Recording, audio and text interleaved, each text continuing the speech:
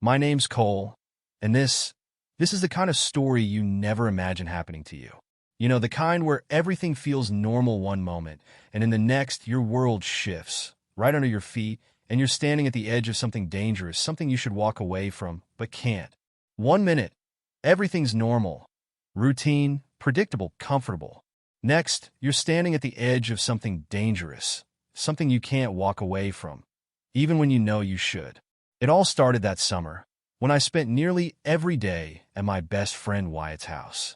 His mom, Lila, was always cool. You know, one of those moms you could joke around with.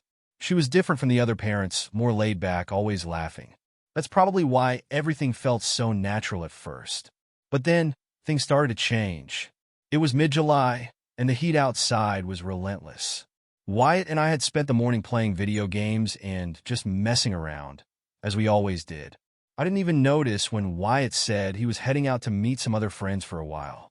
I decided to stay for a bit longer, thinking I'd leave once I got bored or when it felt like the right time. But that moment never came. This was probably where I made my first mistake. The house grew quiet, too quiet. As I wandered around looking for a snack, Lila was upstairs, or so I thought, hearing the faint sound of running water. She was probably just taking a bath or something. I remember thinking this was the perfect time to grab something to eat without anyone noticing. I laughed to myself, considering how often I'd already raided their kitchen. But then, as I was about to head out, I noticed something. The front door never clicked shut after Wyatt left. Did Lila know I was still here? Did she think I'd already left? I don't know why it mattered, but for some reason, I felt like an intruder in the silence of their home. It was unsettling. I moved toward the front door, ready to leave, when I heard something, a noise that made me pause in my tracks. It wasn't much, just the sound of water splashing, a faint movement from upstairs. But it hit me differently, like I wasn't supposed to be hearing it. I told myself it was nothing. People take baths, right? Lila was just relaxing in her own house. Still, I felt stupid standing there overthinking it. I laughed quietly to myself and headed toward the door again. But that feeling, the gnawing sense that something wasn't right, stuck with me. I can still hear my footsteps echoing on the hardwood floor as I made my way upstairs, each step slower, more hesitant. Why was I sneaking around Wyatt's house like this? There was no reason for it, but something kept me moving. By the time I reached the top of the stairs, my heart was pounding in my chest. I felt ridiculous, but I couldn't turn back now. The bathroom door was slightly ajar, steam curling out from within. The warm, humid air wrapped around me as I stepped closer. I knew I should turn around, leave, but my feet kept moving forward. Through the crack in the door, I could hear her voice, Lila. She was in the tub, the sound of water filling the room, as she relaxed with her eyes closed, unaware of my presence. The scene was oddly calm, but something about it struck me. The way the light played off her skin, the gentle movement of the water. I couldn't tear my eyes away. I froze, torn between the urge to bolt and a magnetic pull that kept me rooted in place. My mind screamed at me to turn and walk away, but my body betrayed me. There was this surge of something deep in my stomach, something unsettling, something that didn't feel right, but at the same time it felt impossible to turn off. The more I tried to ignore it, the more intense it became. I stood there, frozen, like an idiot, watching her every move. My breaths felt louder than ever, my pulse thundering in my ears. I wanted to leave, but the longer I stayed, the more I found myself drawn into the moment. There was something about how she moved so naturally, so unaware of me, that made everything feel dangerous, off limits. Suddenly, she stirred, and my heart nearly leapt out of my chest. I instinctively pulled back, retreating into the shadows of the hallway, terrified of being caught. Pressing myself against the wall, I held my breath, listening for any sign that she had noticed me. But the house remained eerily quiet, save for the soft sound of water splashing in the tub. For a moment, I thought I was in the clear. Maybe she hadn't seen me after all. I exhaled a shaky breath, relief flooding through me as I tried to steady my racing thoughts. But as I glanced back toward the door, I saw her shift again. This time, her eyes flickered open. She blinked a few times, her brow furrowing as she sat up slightly, scanning the room, as if sensing something was wrong. My heart stopped. I had no idea if she could see me through the small crack in the door, but the expression on her face told me that she knew something was off. The tension in the air was palpable, and for a moment, I thought she might call out or get out of the tub to check. But instead, she simply settled back into the water, her eyes half-lidded, a look of unease still lingering on her face. I don't know how long I stood there, but every second felt like an eternity. Part of me wanted to dash down the stairs, fling open the door, and run out of the house as fast as I could. But another part of me, the darker part, was intrigued. It wanted to stay, to see what would happen next. I stepped further back into the shadows, careful not to make a sound. I couldn't stop thinking about what I had just seen, the way the water moved around her, the soft curves of her form. It was an image burned into my mind, one I knew I shouldn't be holding on to, but I couldn't shake it. The truth was, I had always noticed Lila. Ever since Wyatt and I became friends years ago, there was something about her that caught my attention. She wasn't just any mom. She had this air about her, confidence, warmth, and something else I couldn't quite put my finger on. But I had never let those thoughts go beyond a passing glance. I had never thought about her like this. Not until today. And now, after seeing her in that moment, I knew I couldn't pretend those thoughts didn't exist anymore. I stood there in the hallway, hidden in the shadows, torn between running and staying. Every instinct screamed at me to leave, to forget this ever happened. But I couldn't. The image of Lila, her skin glistening in the dim light, was burned into my mind. A wave of guilt slammed into me. This was Wyatt's mom, the woman who had always treated me like her own. She'd welcomed me into her home, never once making me feel like an outsider. I'd always respected her. But now, here I was staring at her in a way I never should have. I had always respected Lila, but at this moment, I felt confused, unsure about what was happening between us. My heart raced as I leaned against the wall, my back flat against the cool surface. I could feel my pulse pounding in my ears. What was I doing? Why was I still standing there?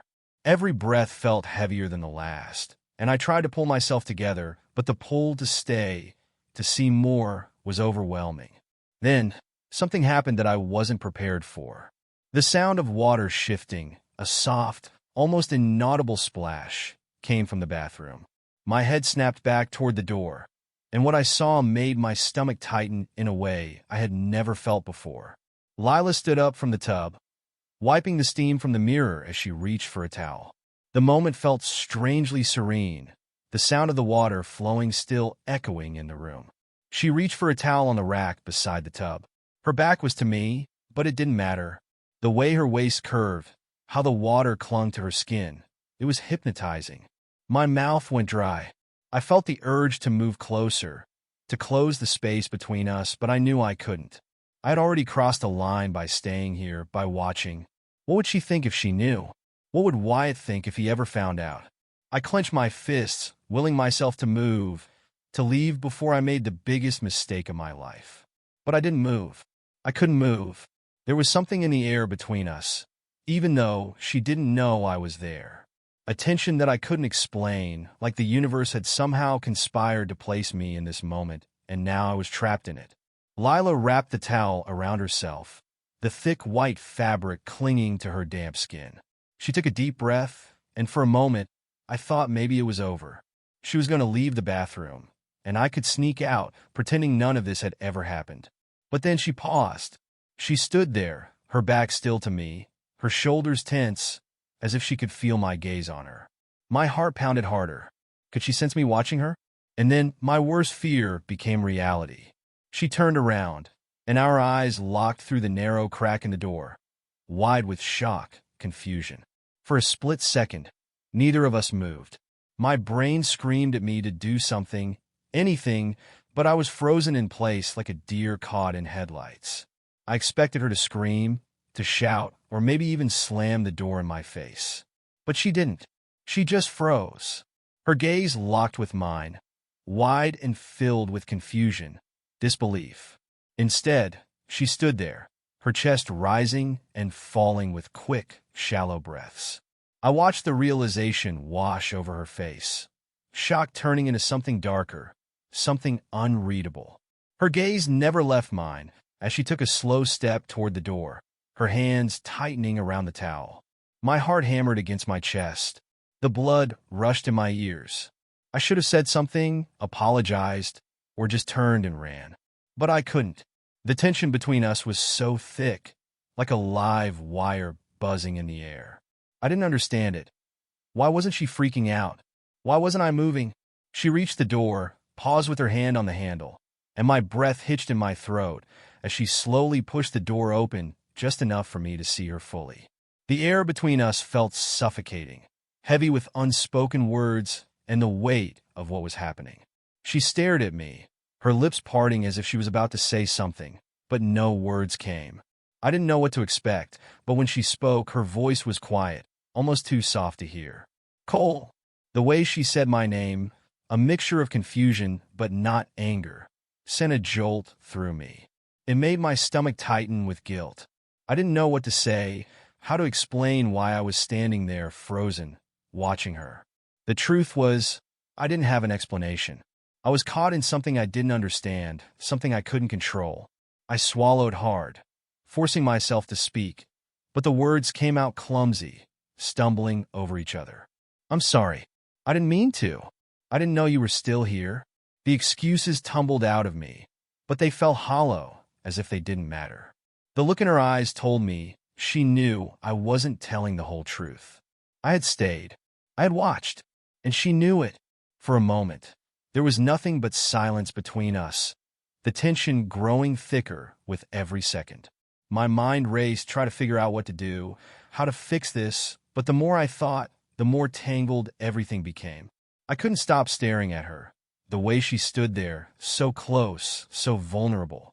The towel clung to her damp skin, and I couldn't help but notice how vulnerable the moment felt. Her expression softened, the initial shock giving way to something else, something I couldn't quite read. She took a small step closer, and suddenly, the space between us felt almost non-existent. I could smell the faint scent of her shampoo, could see the small droplets of water still clinging to her hair. The moment felt surreal, like I was watching it happen from outside my own body. I knew I should have left. I knew I should have walked out of that house and never looked back. But instead I stayed, frozen in place, caught by the pull of her presence and the electric tension building between us.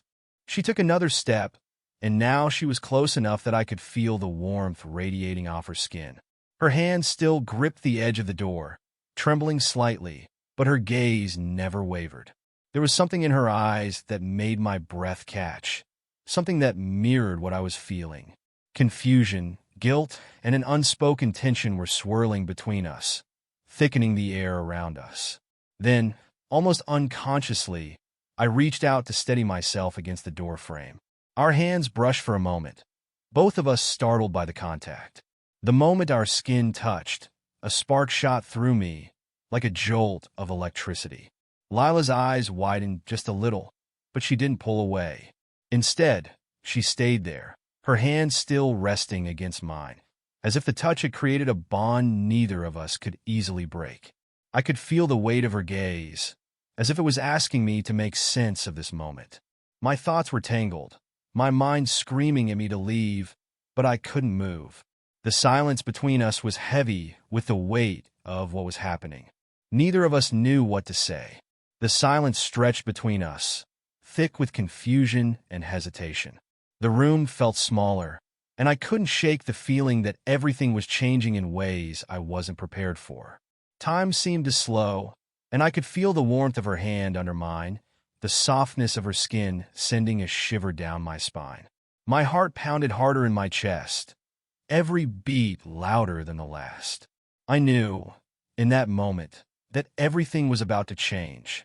The room seemed to shrink, the air felt thicker, and suddenly, it was just us, Lila and me. My mind was spinning, but my body seemed to move on its own. I couldn't stop it. I didn't want to. Her eyes were locked on mine, and for a second, I thought she might say something to break the silence, to pull us back from this strange, impossible moment. But she didn't. Her breath quickened, her chest rising and falling in shallow bursts, as if she was fighting the same battle inside. I should have walked away. I should have apologized and left, but the look in her eyes made it impossible. There was more than just shock or anger there. There was curiosity, hesitation, and something darker, something deeper. I could feel it between us, crackling like static electricity. The more I stood there, the more I realized this wasn't just about the few moments we had shared earlier. It was something that had been building for a while, something that had always been there beneath the surface, waiting for the right moment to reveal itself. And now, that moment was here. My fingers trembled as they still rested on hers. I could feel her pulse under my touch, quick and erratic, mirroring my own heartbeat. Her lips parted slightly, as if she was about to speak, but no words came. Instead, she took a step closer, and the silence between us grew thicker, like the air itself was heavy with unspoken thoughts. Every part of me screamed to stop this before it went too far, but I couldn't. The pull was too strong, like gravity, drawing me toward her, and there was no escape. I swallowed hard, my throat tight, as I fought the urge to close the remaining distance between us. "Cole." Her voice was barely a whisper, soft and hesitant, like she was unsure of what to say next. The sound of my name on her lips sent a shiver down my spine. In that instant, it felt like everything else in the world disappeared, leaving just the two of us in that small, steamy bathroom. I couldn't think straight. My mind was a whirlwind of guilt, confusion, and something else, something that was slowly taking over every rational thought I had. I didn't mean to. I wasn't. "I'm sorry," I stammered, the words stumbling out of my mouth, but even as I said them, I knew they didn't mean much. We were both caught in something neither of us could control, something we both wanted but were too afraid to admit. Her gaze didn't leave mine as she stepped even closer. Her hand slipped away from the door frame, brushing lightly against my arm. The touch was soft, almost accidental, but it sent a shockwave through me. I could feel the heat of her skin, the slight tremble in her fingers as they grazed my forearm. And that was it. It was all it took. Before I knew it, I leaned in. It was instinctual, like my body was moving on autopilot, drawn to her in a way that felt impossible to resist. Her breath hitched in her throat, and for a second, time stood still. I thought she might pull away, might stop this before it went too far. But she didn't. Her eyes flickered with something. Fear, excitement, I couldn't tell. But she stayed where she was. Her lips were just inches away from mine, close enough that I could feel the warmth of her breath on my skin. The tension between us was unbearable, like a rubber band stretched too tight, ready to snap. I didn't know what was going to happen next, but I knew one thing for sure. There was no going back. Not now, not after this. And then, in the silence of the moment, something shifted between us. I wasn't sure what it meant, but it felt like everything around us had quieted down. Our eyes met, filled with uncertainty, and we didn't know what to say next. But the moment our mouths connected, something inside me exploded. The hesitation melted away, replaced by a surge of emotion I hadn't felt before. Not like this, not with anyone. Her hands found their way to my chest, resting there for a moment before sliding up to my shoulders. She pulled me closer, and just like that, the floodgates opened. The kiss deepened, became more intense, more urgent, as if we were both trying to make up for lost time. My hands moved instinctively, reaching for something to steady myself, but I pulled away just in time, realizing how close I was to crossing a line.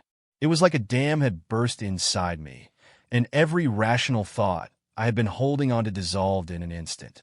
I couldn't think about the consequences. I couldn't think about what this meant for Wyatt, or for our lives. All I could think about was her, Lila, right here, right now, her body pressed against mine. I felt a tension building between us, and I instinctively pulled away, trying to regain control of myself. But it was no use. The desire between us was too strong, too overwhelming. It was like nothing I'd ever experienced before. The way she moved, the way she kissed me back with the same intensity, it was intoxicating. I broke the kiss for a moment, gasping for air, but she didn't let me go. Her hand slid up to the back of my neck, pulling me in again.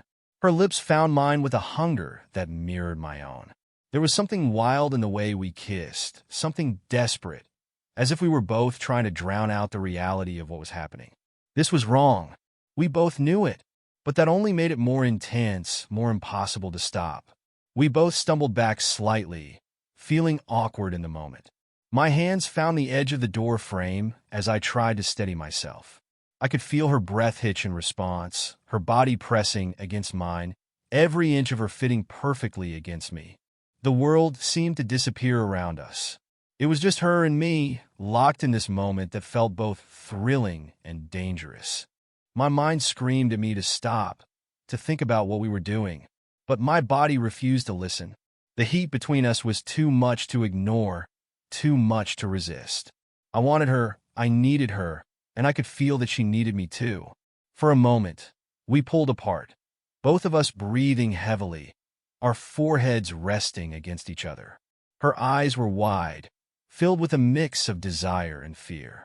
I knew she was thinking the same thing I was. What had we just done? But before I could say anything, before I could even process what had just happened, she kissed me again. Her hands slid up to tangle in my hair, and it was all the answer I needed. This wasn't over. Not yet. I had no idea what was going to happen next, how far this would go, how deep we were already in it. But one thing was clear. There was no going back. We had crossed a line, and in that moment, I realized there was no erasing what had just begun.